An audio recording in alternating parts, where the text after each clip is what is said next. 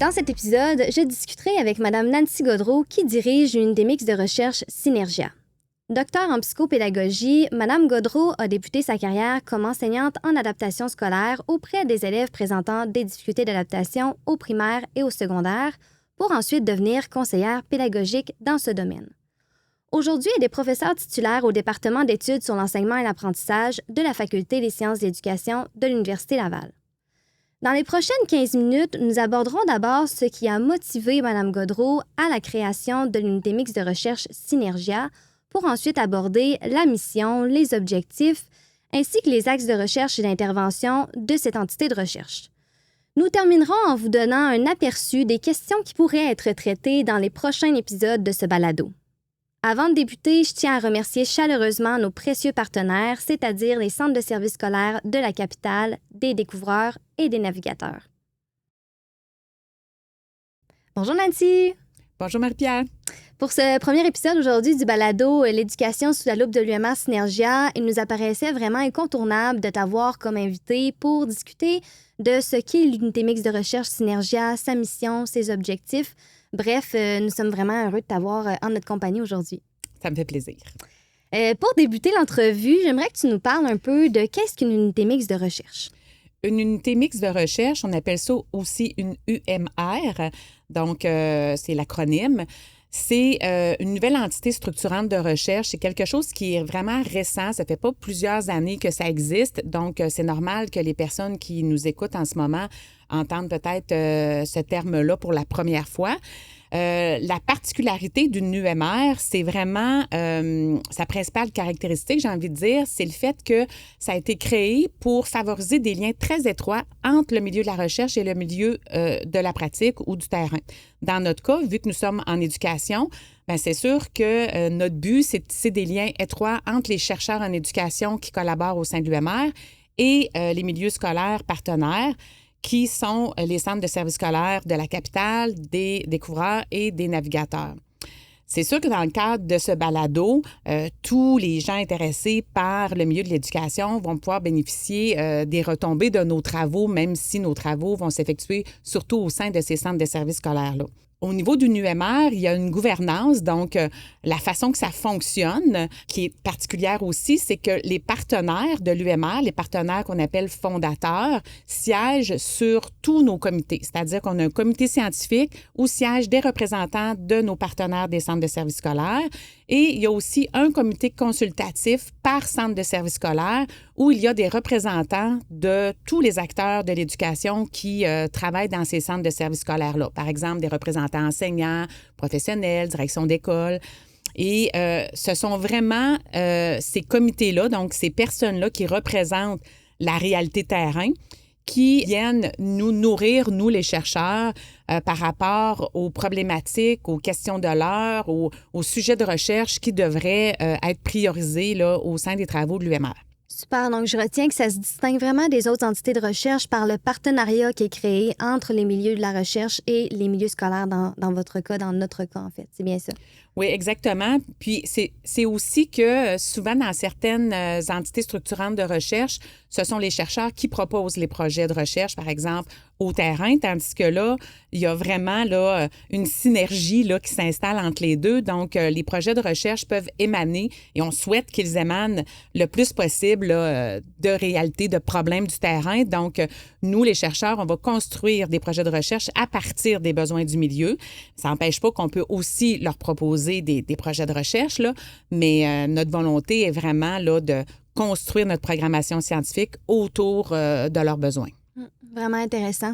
J'ai envie de vous demander, qu'est-ce qui a motivé, en fait, la création de l'unité mixte de recherche Synergia? Est-ce qu'il y a un besoin spécifique que tu as observé dans les milieux scolaires qui a motivé la création de cette entité-là?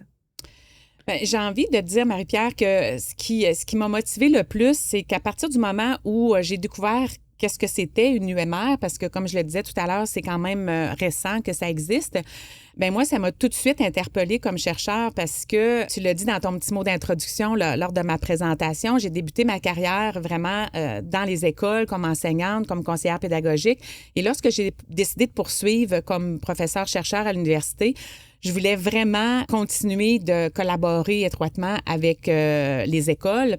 Donc, il n'y avait pas meilleure entité structurante de recherche qu'une UMR pour réaliser ce travail-là. Et de plus en plus, on demande aussi au milieu scolaire de s'appuyer sur les connaissances issues de la recherche afin de déployer les meilleures pratiques dans les écoles. Donc, il y a un besoin aussi du terrain de créer des alliances là, avec nous, les chercheurs. Oui, tu as vraiment raison. J'observe aussi ce besoin-là tout à fait.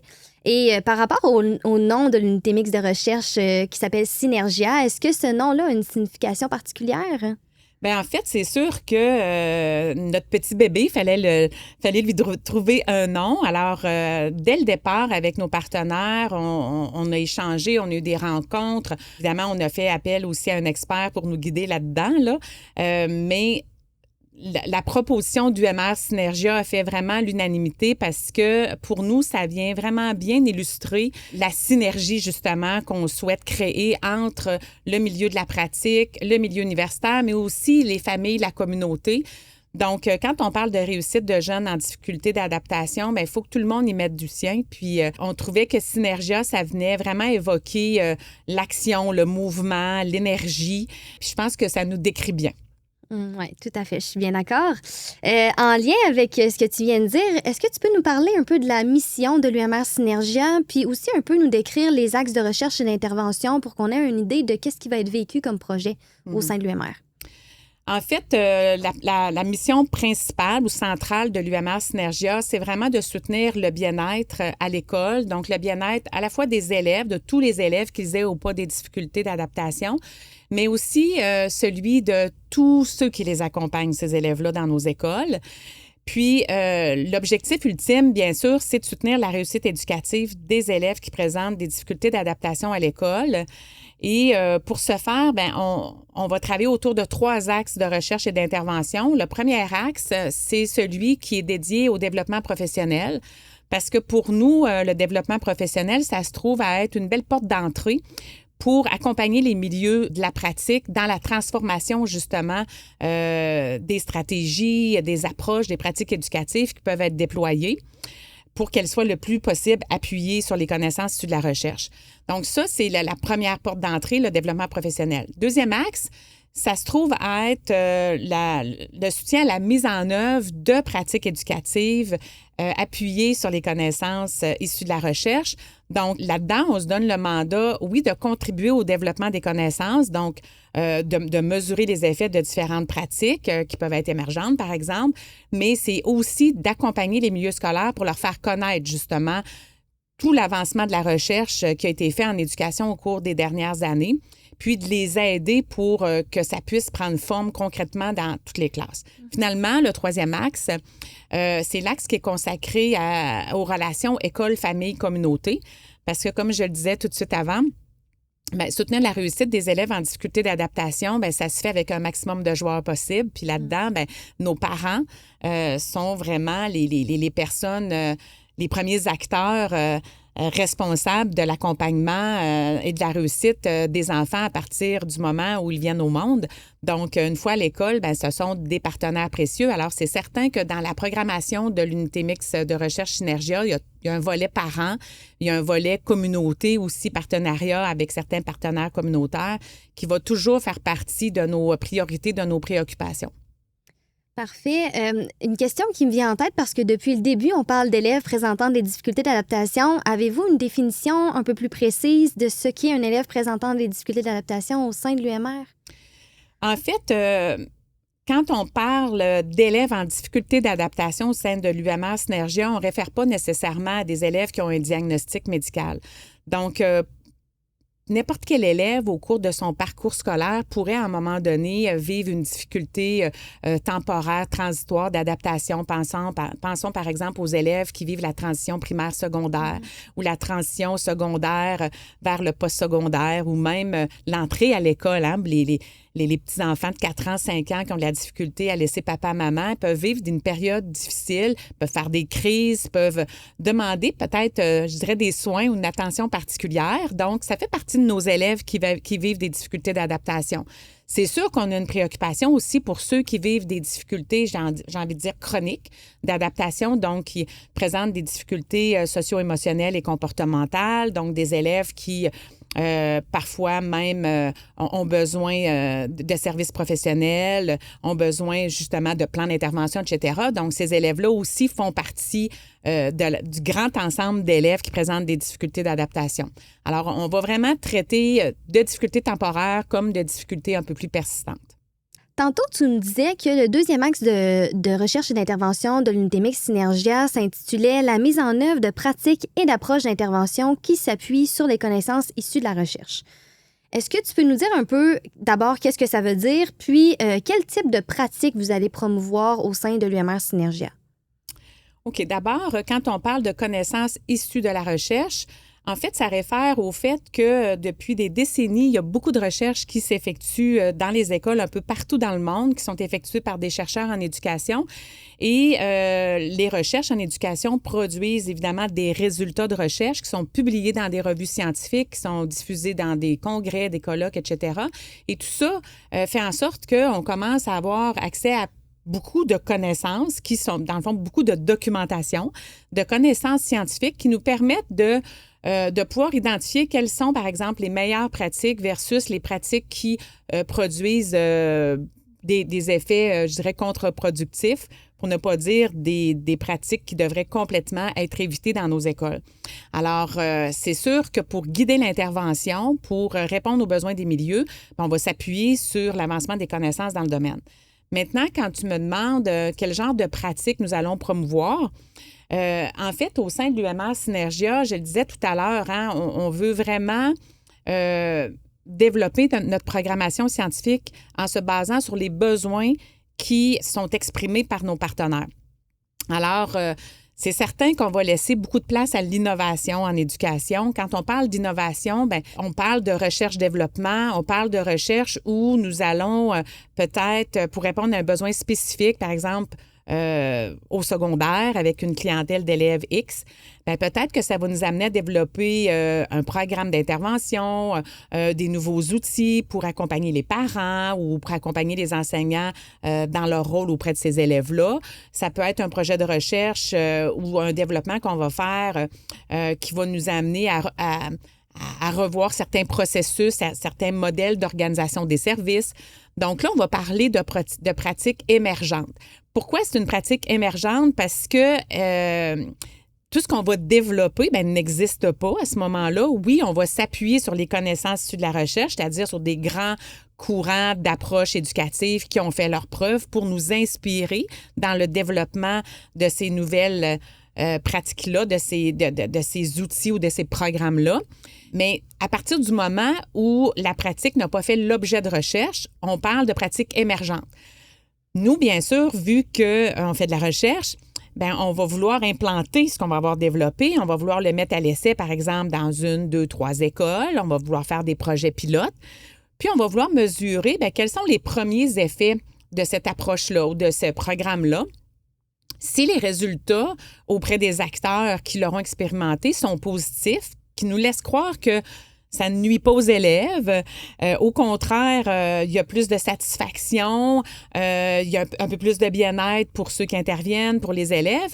Bien là, on va commencer à pouvoir traiter ou identifier cette pratique-là comme étant prometteuse.